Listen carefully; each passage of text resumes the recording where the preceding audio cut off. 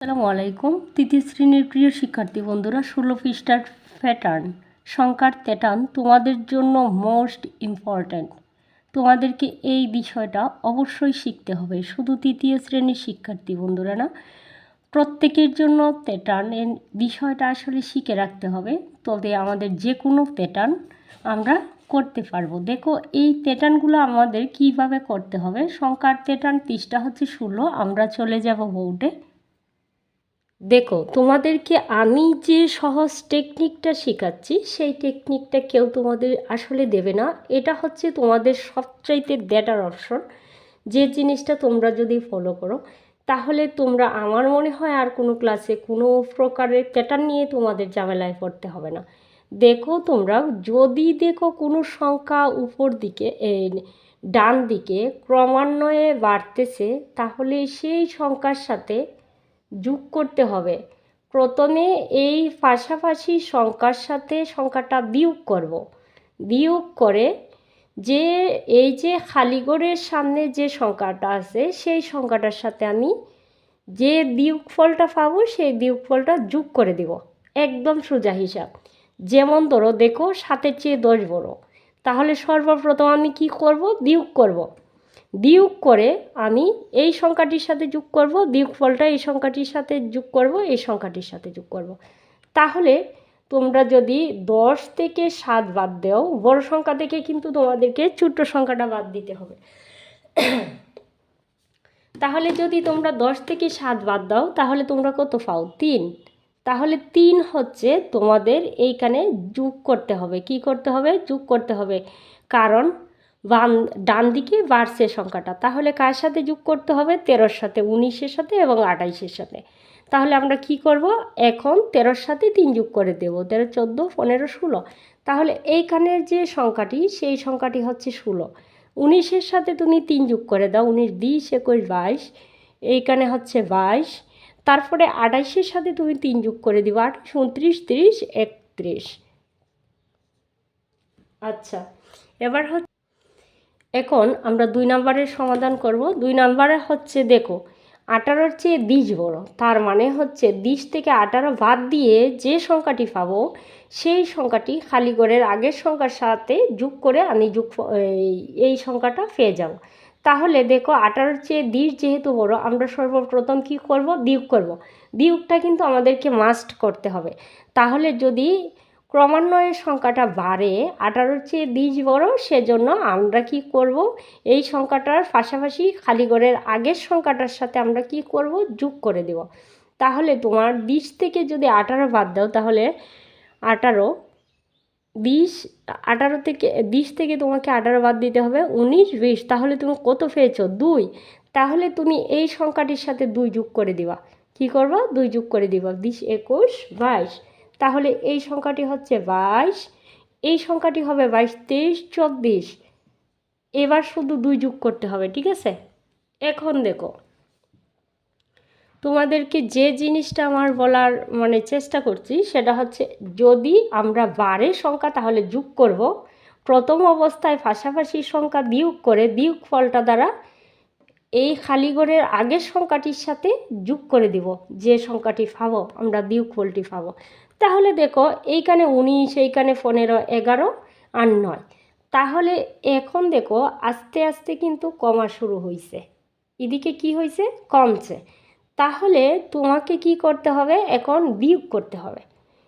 9 থেকে 11 থেকে পাশাপাশি দুইটা সংখ্যা, 19-এর পাশে কিন্তু কোনো সংখ্যা নাই, সেজন্য 11 থেকে 9 থেকে 11 থেকে 9 বাদ দিতে হবে। এইখানে দুইটা পাশাপাশি সংখ্যা পাইছি, তাহলে আমরা দেখে নিব ব্যবধানটা কত। তাহলে 9 থেকে 11 থেকে 9 বাদ দিলে 11, 9, 10, 11। আমরা কত পেয়েছি?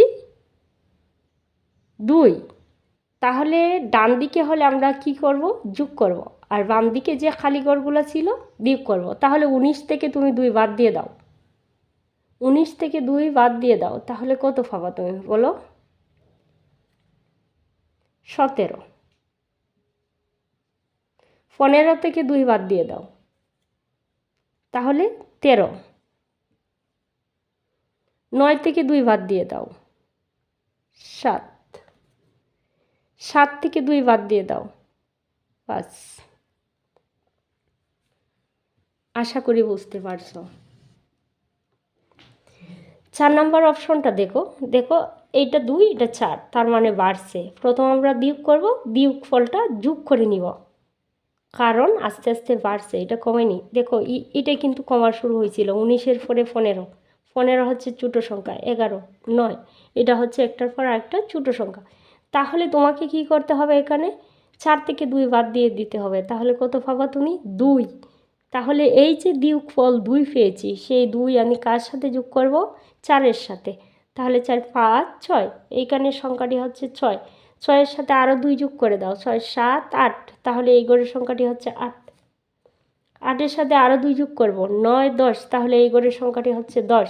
আমাদের কিন্তু প্যাটার্ন এইভাবেই করতে হবে। যদি এইভাবে করো তাহলে তোমাদেরকে সঠিক নিয়মে আর কোনো প্যাটার্ন দ্বারা মানে তোমরা বিপদে পড়বা না। 12, 13, 14, এই নিয়মটি তোমরা ফলো করো। 14, 15, 16।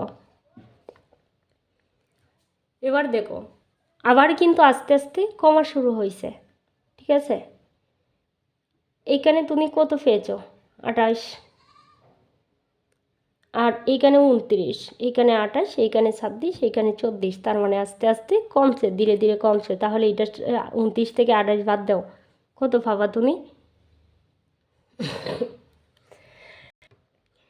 1। আমি যদি 29 থেকে 28 বাদ দিই তাহলে 1 পাবো। 1 কী করব? এই গড়টার সাথে কিন্তু যোগ করতে হবে, যেহেতু প্রথমের গড়ের সংখ্যা। তাহলে এই গড়ের সংখ্যাটি হবে 30। তাহলে এইখানের সংখ্যাটি থেকে তুমি কি করবা বলো? 28 থেকে তুমি 1 বাদ দিয়ে দাও, তাহলে এইখানের সংখ্যা 27। 26 থেকে 1 বাদ দিয়ে দাও, 25।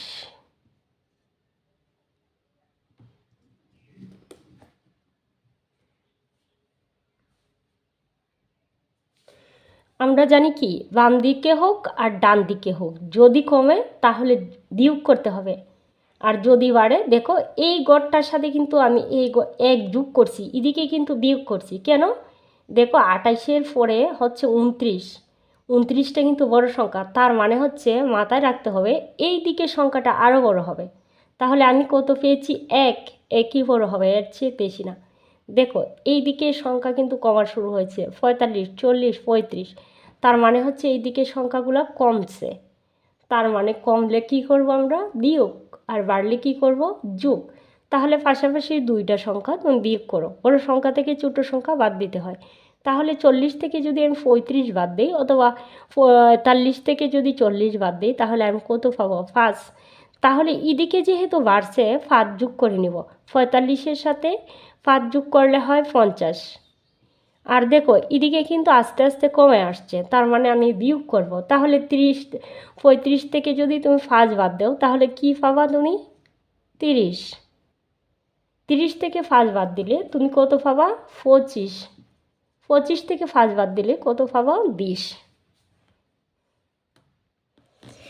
17 পৃষ্ঠার প্যাটার্নটা তোমাদের জন্য করে দিলাম, তোমরা আশা করি বুঝতে পারবা সারা দুনিয়ার প্যাটার্ন। এবার তোমরা যদি এই ক্লাসটি ভালোভাবে ফলো করো, তাহলে টানায় টানায় তোমরা বারবার টেনে টেনে দেখবা।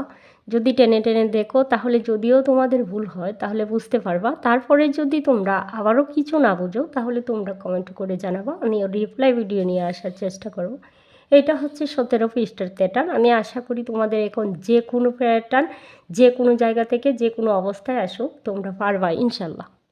সকলের মঙ্গল কামনা করে এখানেই বিদায় নিচ্ছি। আল্লাহ হাফেজ।